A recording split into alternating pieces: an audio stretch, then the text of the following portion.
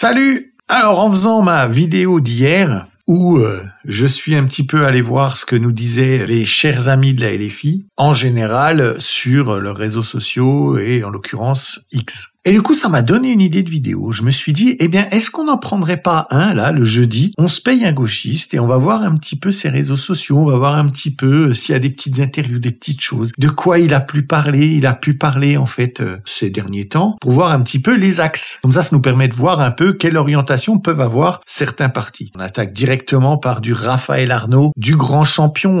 On va commencer par un petit peu débunker ce qui nous a sorti un peu ces derniers temps, parce qu'il y a quelques petites choses, voilà, oui, on les connaît, hein. Ils en sortent des conneries, ils en sortent de la manipulation, donc comme ça nous permet un petit peu de les contredire et de ne pas les laisser tout seuls dans leur coin nous déblatérer leurs âneries. Donc on va commencer avec ce premier tweet, ou je sais pas comment on dit.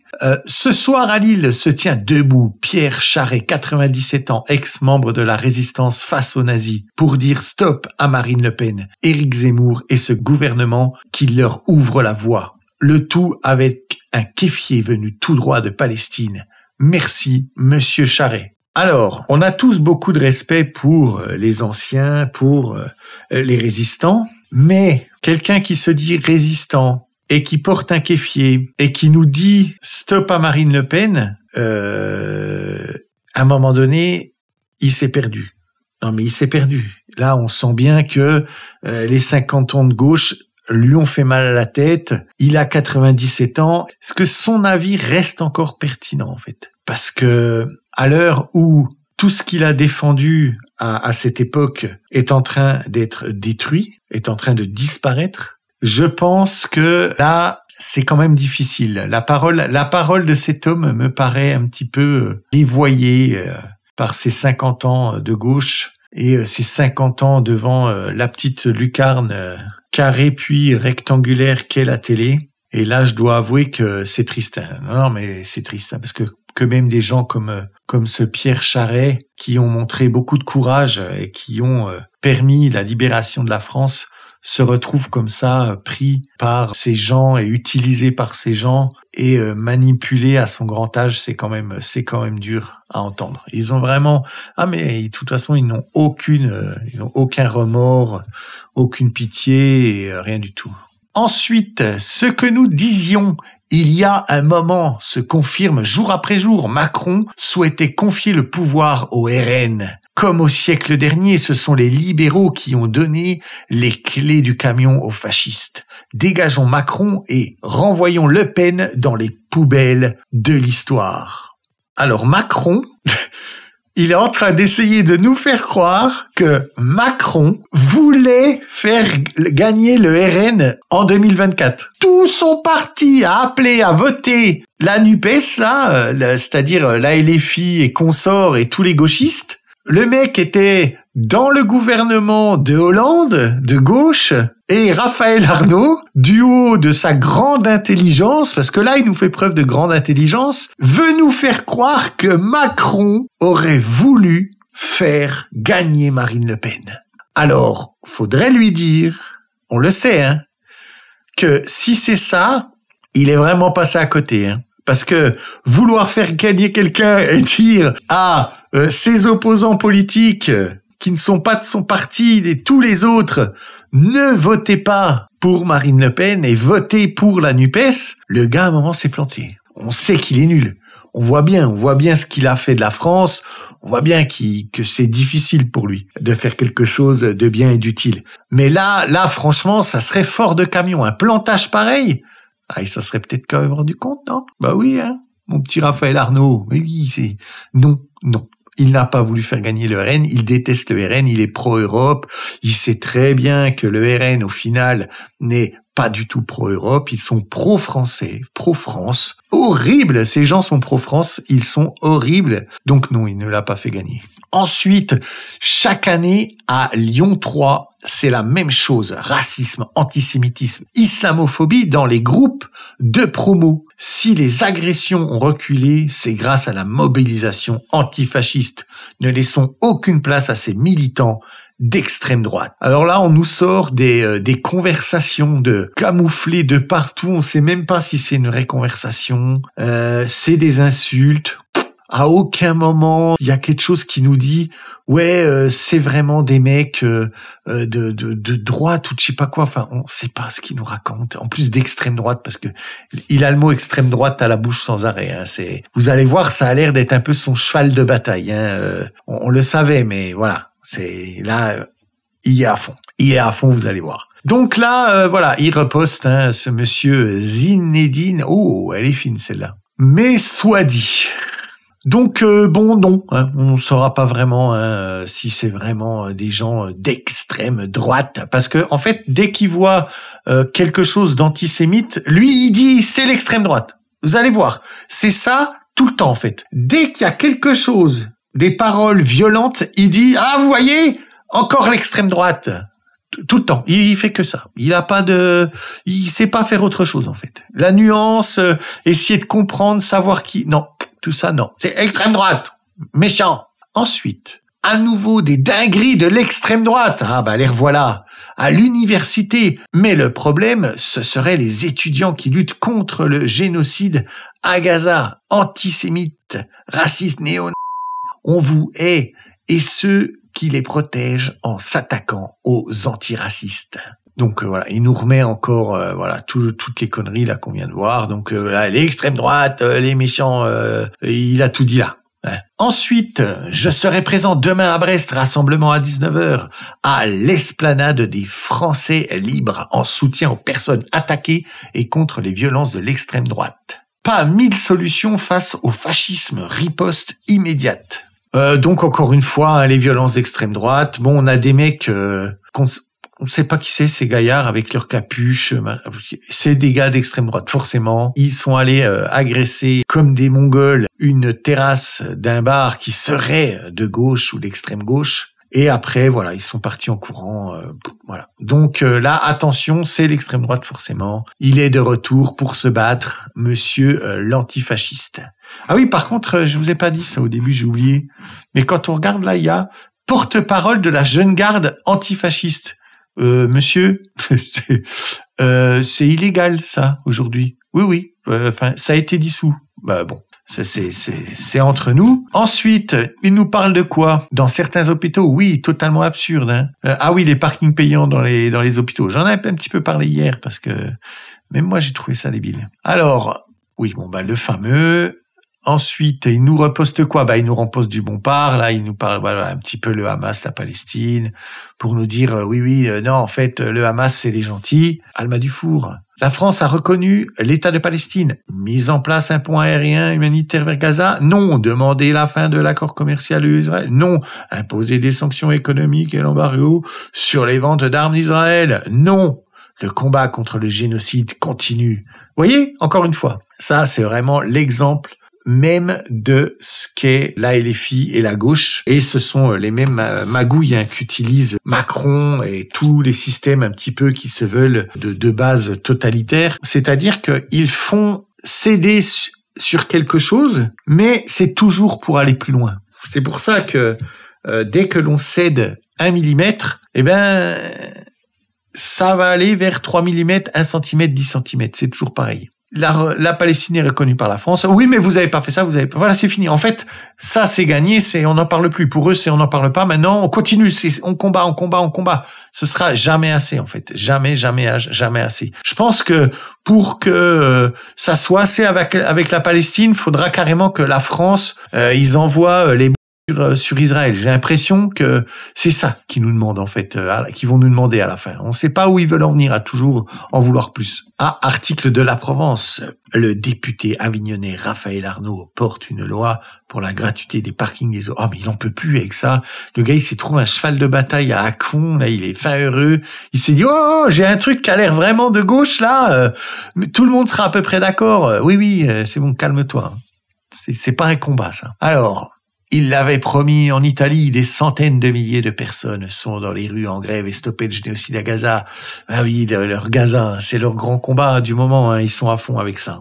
Et bien sûr, il omet de nous parler de toutes les casses qu'il y a eu lors de ces manifestations, hein, bien entendu. Ah bah il nous revient sur ça là, parce qu'il il dénonce, attention, France Info, de plus en plus frileux sur le RN, France Info ne mentionne même plus l'extrême droite lorsque des groupes de néo-nazis attaquent délibérément en pleine rue. Et vidéo à l'appui. Ben non, parce qu'ils savent pas en fait. C'est ce que j'expliquais tout à l'heure, Monsieur Raphaël Arnaud. On sait pas qui c'est en fait. Ces gens, ils étaient masqués, cagoulés, machin. Voilà. Et puis je vois pas pourquoi. Je vois pas le rapport. On voit pas le rapport avec le RN et ces gens-là en fait. Parce que nous, contrairement à vous, enfin le RN, contrairement à l'EFI, dénonce en fait toutes ces choses, dénonce toute cette violence qui pourrait être des gens qui seraient associés à ce vote RN, mais le RN n'est bien sûr pas responsable de ceux qui votent pour eux et de leurs agissements. Parce que sinon, il faudrait vous reprocher toutes les choses qui sont commises par les racailles de France, du coup. Et j'en parle un petit peu dans ma vidéo où je voulais justement vous troller un petit peu avec ça en vous disant, écoutez, nous aussi, on va les appeler les nervis d'extrême gauche, comme vous, comme ce cher Mélenchon et ses nervis d'extrême droite. Ah oui, et puis Trump a classé les antifascistes comme mouvement terroriste. Et bien sûr, au Parlement européen, ça pousse, c'est l'extrême droite, toujours, veut classer les antifas comme groupe terroriste. Traduction, les fascistes veulent interdire les antifascistes. C'est malin, leur histoire de s'appeler anti quelque chose d'horrible, comme ça, si on veut les dissoudre, ils peuvent dire, vous êtes ces gens que nous, on essaye de combattre, vu que vous voulez nous dissoudre. Sinon, vous seriez de notre côté. Ils sont malins pour ça, ils sont malins. Alors ça, c'est fort, parce qu'en fait, il nous met cette vidéo et il nous dit, j'étais encore beaucoup trop calme sur Twitch la dernière fois. Parce qu'en fait, il a fait un petit laïus sur Twitch où il dit, moi, j'arrive pas à parler anglais, j'aime pas cette langue. Les Américains, ils nous ont colonisés, voilà, du anti-américanisme pur et dur, en mode, moi, je suis français, je défends la France. Par contre, qu'est-ce qu'on dit, parce que ça, on est d'accord, c'est stupide. Mais les kebabs partout, les trucs qui ouvrent à droite à gauche là, qui sont tenus la plupart des gens de banlieue, qui sont que full malbouffe dégueulasse, ça dénonce pas. Ça dénonce pas, Monsieur Raphaël Arnaud. Parce que là, ce qui est dégueulasse, c'est que c'est surtout de la malbouffe. C'est un truc, t'en manges un, t'as pris 50 kilos et puis t'as réduit ton espérance de vie de 5 ans en fait. C'est ça qu'il faut dénoncer. C'est pas vraiment le fait que c'est aux États-Unis. Il y a la même chose en France et les mecs qui font la même chose en France, tu les défends. Tu les défends? Ben oui, désolé, parce que le kebab, c'est la pire nourriture au monde, niveau hygiène de vie et compagnie. Ils sont, mais ils aiment se contredire, c'est leur petite spécialité. Et ils se rendent compte quand même, ça laisse entrevoir, ils se rendent compte que leur histoire d'être toujours contre la France, ça leur joue des tours et qu'ils sont en train de perdre beaucoup de terrain. Et du coup, ils essayent comme ça de regratter. Vous voyez, ils parlent partout du fait il faut récupérer le drapeau français.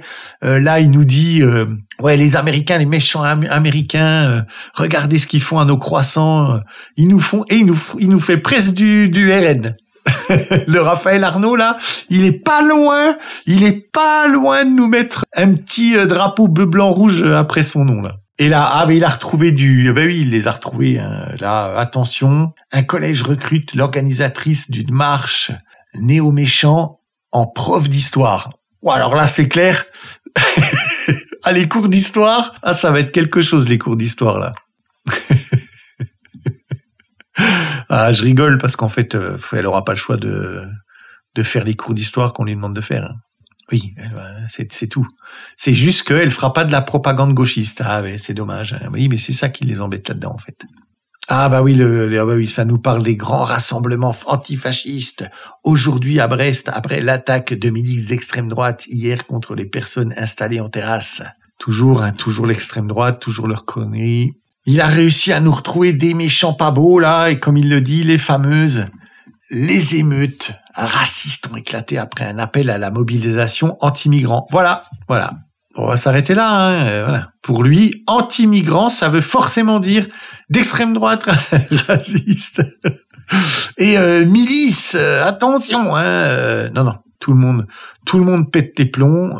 Par contre, ce qu'ils font, c'est pas très malin, parce que fracasser c'est stupide. Mais bon, des gens idiots, il y en a beaucoup plus que des gens intelligents, et il y en a partout, de tous les bords. On ne l'oublie pas, nous, à droite, Monsieur Raphaël Arnaud. Et on dénonce ça. C'est assez stupide. Péter les trucs les bagnoles de police, c'est débile. Ah, puis il nous parle aussi de des 3,5% de croissance contre 1,2 en France. L'Espagne se porte très bien. Bah oui, on sait pourquoi l'Espagne se porte très bien. Ah oui. Elle est de gauche, full subventionnée pour accueillir les migrants. Ils ont détruit l'agriculture en France.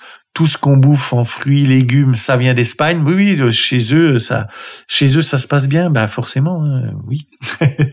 Oui, on le sait que ça se passe bien. L'Europe a tout fait pour que ça se passe bien chez eux et mal chez nous.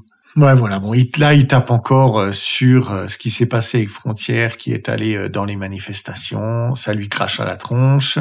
Ah, là, ça reposte. Attention. Je me bats depuis mes 18 ans. J'ai une retraite de merde. Le responsable, c'est Macron, qui gave les ultra-riches, qu'il dégage vite. Non, monsieur. Non, monsieur. C'est le vieux de 87 ans. Oui, 87 ans, depuis l'âge de 18 ans, je me bats. Et j'ai une retraite de merde. 1080 € par mois. Avec ça, j'ai gratté pendant plus de 60 ans. Voilà, le mec découvre que ce qu'il a fait pendant 50 ans, c'est-à-dire mal voter, faire de la merde et traiter tous ceux qui s'opposaient à ça d'extrémistes et de fachos, il se rend compte aujourd'hui que c'est de la merde, mais c'est de sa faute. Mais bon, ça, il n'en aura jamais conscience parce que pour lui, ce sont les ultra-riches. Oui, bah c'est bien connu. Aïe. Raphaël Arnaud, voilà, un député pas comme les autres. Il ne le sera jamais comme les autres. Un gamin que la France a oublié, que la France a laissé sur le bas-côté. Aujourd'hui, sa colère nous montre à quel point la société peut rendre les gens et les gamins malades, les faire aller sur une voie qui n'est pas la bonne. La société, la méchante société, l'a rendu comme ça, aigri, colérique, bagarreur. Donc, voilà, changeons cette société pour qu'on n'ait plus de pauvres gamins comme Raphaël Arnaud qui souffrent et qui veulent voir les autres souffrir, car il a trop souffert. Ce n'est pas de sa faute, c'est la société, la méchante, c'est l'extrême droite.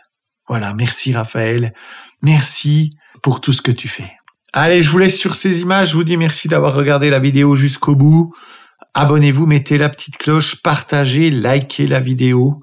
Dites-moi en commentaire un petit peu ce que vous pensez. Bon, j'ai commencé avec Raphaël Arnaud, c'est peut-être pas le meilleur choix parce que on se rend bien compte que le pauvre gamin, il a rien à dire, hein. Il est un petit peu perdu, il est dans son petit monde d'étudiant, il a toujours 15 ans, comme la plupart de la LFI, mais il y en a, ils ont quand même 16-17 ans, la LFI, lui, il a encore que 15 ans, il a beaucoup de choses à prouver, donc voilà, il a encore beaucoup à faire pour grandir. Voilà, je vous dis à tout bientôt. Des becs.